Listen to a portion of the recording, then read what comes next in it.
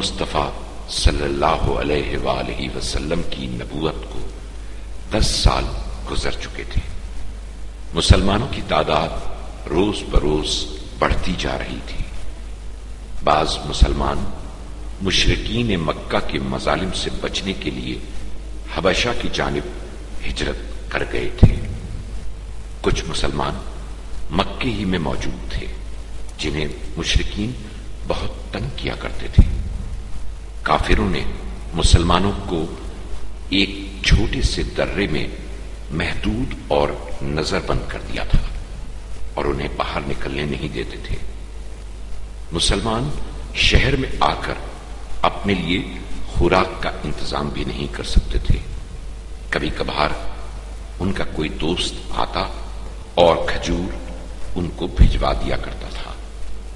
3 سال اسی عالم میں گزر گئے۔ بالآخر کافروں نے یہ سمجھ لیا کہ وہ مسلمانوں کو ختم نہیں کر سکتے۔ اس کے بعد انہوں نے مسلمانوں کو درے سے نکلنے کی اجازت دے دی۔ مسلمان اپنے گھروں کو چلے گئے اور اب وہ شہر مکہ میں گھوم پھر سکتے تھے۔ حضرت محمد صلی اللہ علیہ وآلہ وسلم بھی اپنے رشتہ داروں کے گھروں پر جایا کرتے تھے۔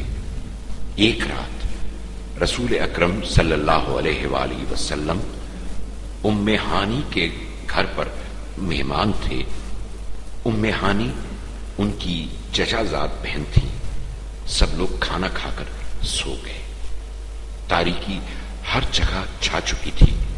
حضور اکرم صلی اللہ علیہ وآلہ وسلم بھی سونے کی تیاری کر چکے تھے۔ اچانک انہیں حضرت جبرائیل علیہ السلام کی آواز سنائی دی۔ جبرائیل علیہ السلام مکمل امانت داری کے ساتھ اللہ کے احکام حضور تک پہنچایا کرتے تھے۔ اس رات وہ ام ہانی کے گھر پر رسول اکرم صلی اللہ علیہ وآلہ وسلم پر نازل ہوئے تاکہ انہیں خدا کے حکم سے ایک عظیم الشان اور طویل سفر پر لے جائیں۔ چنانچہ جبرائیل علیہ السلام نے کہا، خدا نے مجھے حکم دیا ہے کہ میں آج رات آپ کو بیت المقدس اور پھر وہاں سے آسمانوں پر لے جاؤں۔ آج آپ کو معراج پر جانا ہے۔ جبرائیل علیہ السلام اپنے ساتھ ایک جنتی گھوڑا بھی لے کر آئے تھے جس کا نام براق تھا۔ براق زمین پر نہیں چلتا تھا بلکہ وہ پرندوں کی طرح ہوا میں بہت تیزی کے ساتھ پرواز کیا کرتا تھا۔ جبرائیل علیہ السلام نے حضرت محمد صلی اللہ علیہ وآلہ وسلم کو براق پر سوار کرایا۔ براق فوراً فلسطین میں واقع بیت المقدس پہنچا۔ پیغمبر اکرم صلی اللہ علیہ وآلہ وسلم نے مسجد اقصی میں جا کر نماز پڑھی۔ اس کے بعد بیت اللحم پہنچے جہاں حضرت عیسیٰ علیہ السلام پیدا ہوئے تھے۔ یہ جگہ مسجد اقصی کے نزدیک ہی واقع ہے۔ بیت المقدس کی تمام جگہیں دیکھنے کے بعد دوبارہ براق پر سوار ہو گئے۔ براق نے پلک جھپکنے سے پہلے ہی انہیں آسمان تک پہنچا دیا۔ آپ نے آسمانوں کی سیر کی، بہت بڑے ستاروں کو نزدیک سے دیکھا۔ اس کے بعد دوسرے آسمانوں کی جانب چلے گئے جہاں انہوں نے حضرت ابراہیم جیسے عظیم انبیاء کی ارواح مقدسہ سے ملاقات کی اور گفتگو کی۔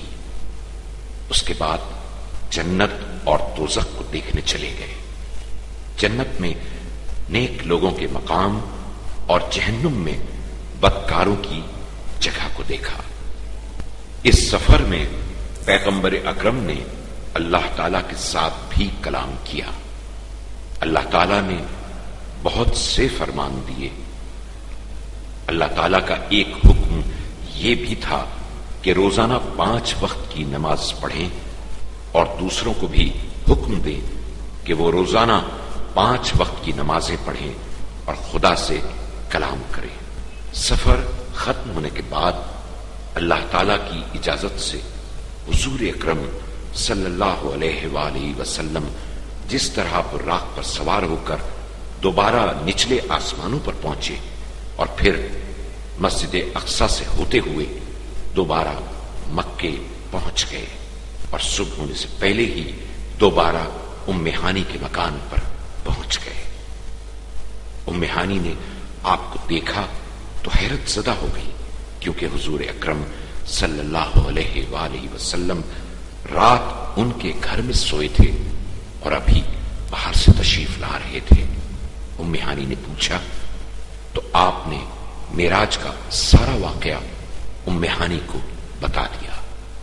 سورج نکل آیا تو رسول اکرم صلی اللہ علیہ وآلہ وسلم مسجد الحرام پہنچے۔